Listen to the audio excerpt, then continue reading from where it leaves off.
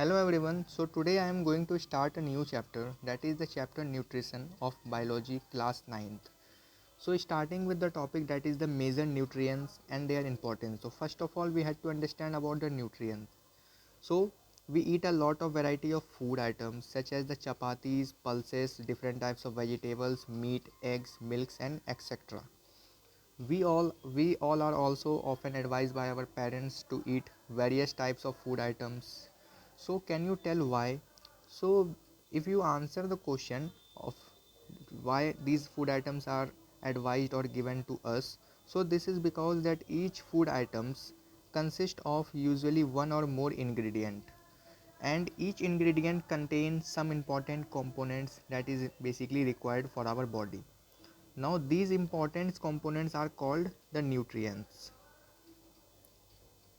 All these ingredients contain some important components, and these components are the nutrients. Now there are some major nutrients. Basically five major nutrients are present in our food that we eat in our daily life. So these are the first one, that is the carbohydrates. These are basically the instant giving energy food. Second one is the protein, bodybuilding food. Fats, vitamins and minerals. We will study about vitamins and minerals in one topic. Now we have to understand, or we have to explore about the sources of major nutrients from which we get these nutrients to our body. So starting with the carbohydrates, or we can say the some important sources of the carbohydrates we get from the sugarcane, potato, wheat, papaya, rice, mango, maize and etc. So these are the sources of the carbohydrates for our body.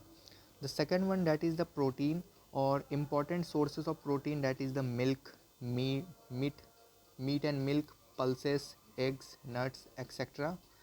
Now the third one, that is the fat. Some important sources of the fat are, first one is the oil. We all know that if someone consume too much oil, butter, ghee, so their body is also like the balls, so they are basically get stored in their stomach. So these are basically the important sources that get inside our body. So first one is the oil, butter, ghee, cream, milk and etc.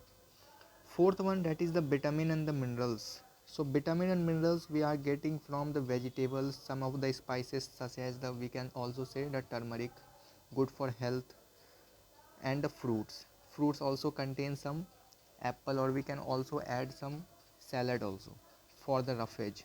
Last one. Now we have to understand that why or what function they perform in our body, or why they are essential to our diet. So starting with the importance of the carbohydrate, that is the first nutrients or the major nutrients of the food that we eat. So importance of carbohydrate, or you must have observed that the sports person also consuming the fruit juice or during the matches, as you have watched the IPL matches or any international matches. The drink breaks happens and one or two guy gets into the field with a packaged canned drinking water. So what was that? So these are basically the fruit juices. Why they are provided with the fruit juices to the player or the sports person?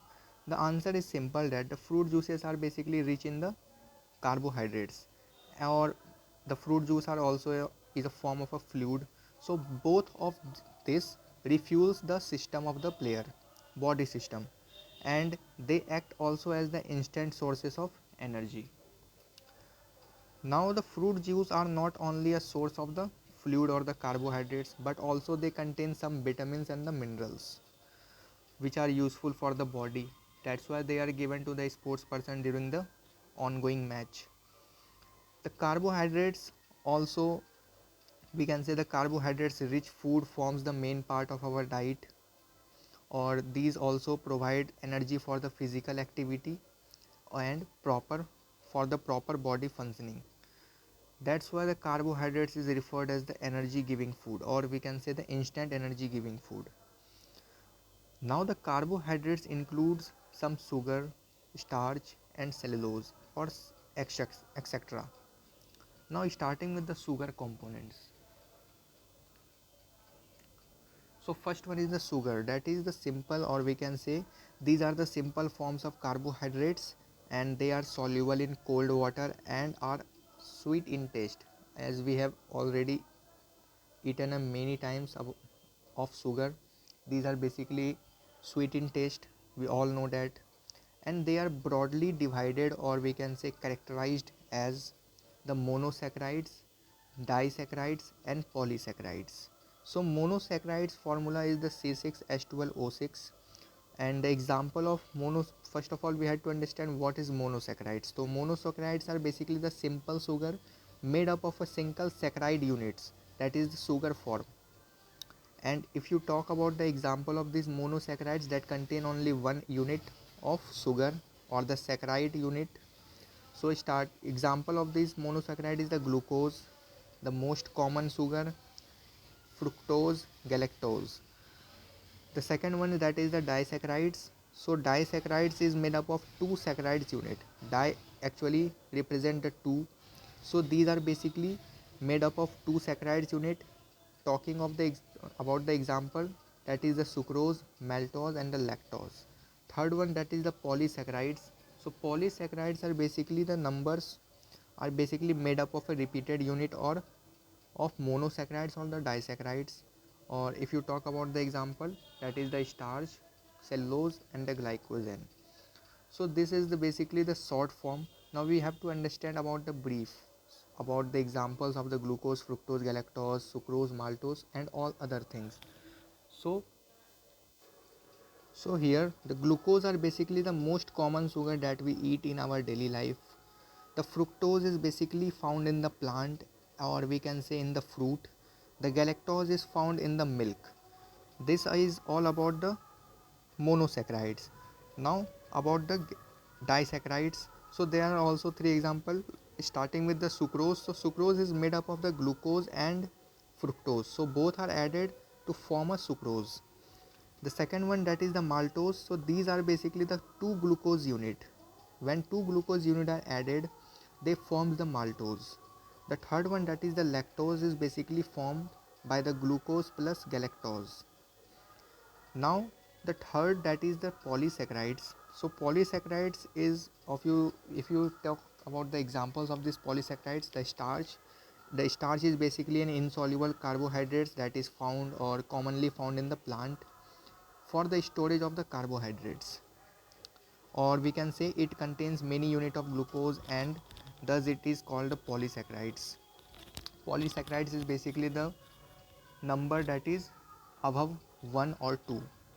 That's why they are also called as a many units of glucose contains in it. Second one, that is the cellulose. These are basically found in the cell wall of the plants, and it is indigestible in the most of the animals, but it also provide roughage.